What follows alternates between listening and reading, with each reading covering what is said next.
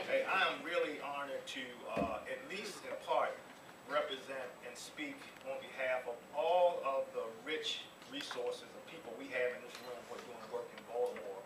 I just wish we would all just give ourselves a hand for all that we're doing. Celebrate the diversity that's here. You know, often when you think about the connotation of a campaign called the Black Male Identity Project, and someone said, well, you know, there's a group of people on northern Pennsylvania talking about black men, they would be surprised if they walked in here and saw the diversity that's sitting in this room supportive of this effort.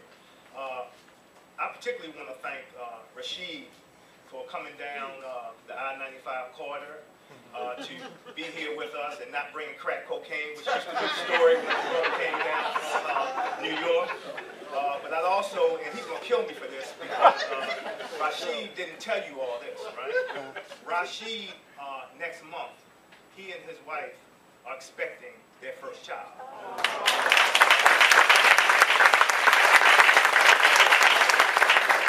And I'm also very, very honored to be with my colleague, Diana Morris, who many, many years ago, we sat down and had a conversation about what it would mean to have the Open Society Foundation in Baltimore. And when you think about the issues that we face in our country, you don't often think about our country being a closed society. But with respect to African American males, in many respects, it is very much closed. And I think Congressman Cummings spoke to some of that challenge. And the Black Male Identity Project is going to fight against that.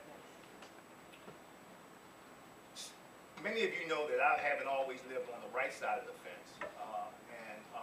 Like Malcolm X, who over time evolved to a different person, I too have evolved as a different person.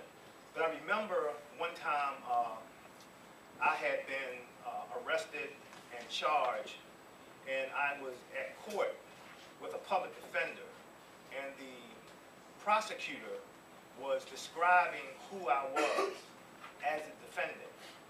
And this guy could have been an artist because he was so articulate in his description of me. It was the first time I'd ever heard somebody describe me in the artful way that this gentleman described me. And to a large degree, he was right because of my own personal actions. So when Congressman Cummings was talking about setting those high standards, you know, a part of those high standards start with us. You know, I also had 2 sons and a daughter. And if I don't set the right set of standards, the right kind of patterns of behavior, the likelihood that they will go beyond who I am gets diminished, gets challenged. And so I am particularly, you know, very much interested in how can we uplift the role of fathers with respect to their responsibility for their children, right? And it doesn't mean you start off in the right place, because many of us don't. It's not about where you start, but it's about the path you take and where you end. And the only time that you get finally judged is not here on earth. It's where you end up in the afterlife, right? So we all have an opportunity to continue to work on these issues and to move forward. With respect to the Black Male Identity Project, you know, I get asked to do a lot of things like many of us do.